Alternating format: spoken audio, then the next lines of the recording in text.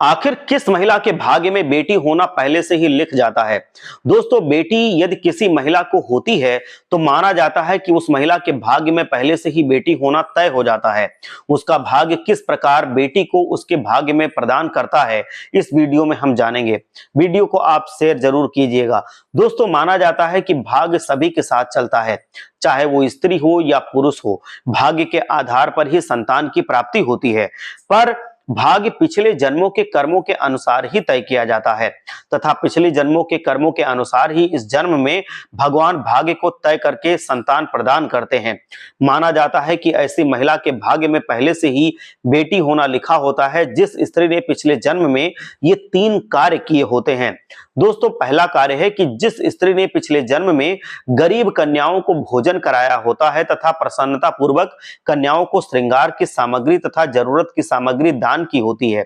तथा दूसरा कार्य है जिस स्त्री ने पिछले जन्म में किसी महिला को भोजन कराया होता है तथा उसकी सहायता की होती है जो महिला गर्भवती होती है, क्योंकि माना जाता है कि पिछले जन्म में यदि कोई स्त्री ऐसी किसी महिला की मदद कर देती है जिस स्त्री के गर्भ में बेटी होती है, तो ऐसी महिला के भाग्य के आधार पर इस जन्म में बेटी उसको जरूर होती है।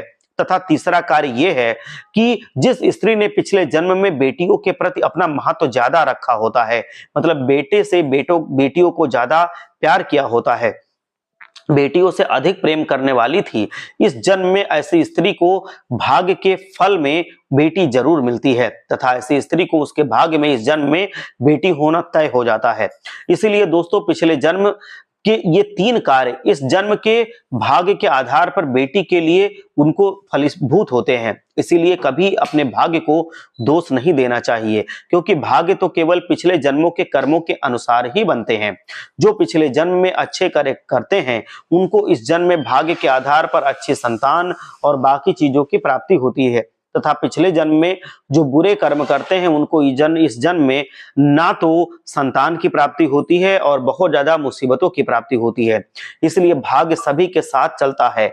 हर जन्म में अच्छे कार्य करने चाहिए, क्योंकि मनुष्य जानता नहीं है कि पिछले जन्म में उसने क्या कार्य किए होंगे। इसीलिए हर विवाहित स्त्री और पुरुष को संतान की प्राप्ति ईश्वर के द्वारा ही होती है। ईश्वर को धन्यवाद देना चाहिए और ये मान लेना चाहिए कि पिछले जन्म में अच्छे कर्म किए होंगे तभी इस जन्म में हमको संतान की प्राप्ति हुई है।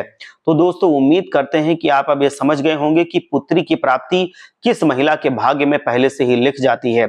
जो ऊपर बताए गए 3 काम करती है, पिछले जन्म में उसको इस जन्म में पुत्री की प्राप्ति होती है, या जो महिला इस जन्म में ऐसा कर रही होती है उसको अगले जन्म में पुत्री की प्राप्ति जरूर होती है। हर हर महादेव। जय श्री कृष्ण। जय लक्ष्मी माता।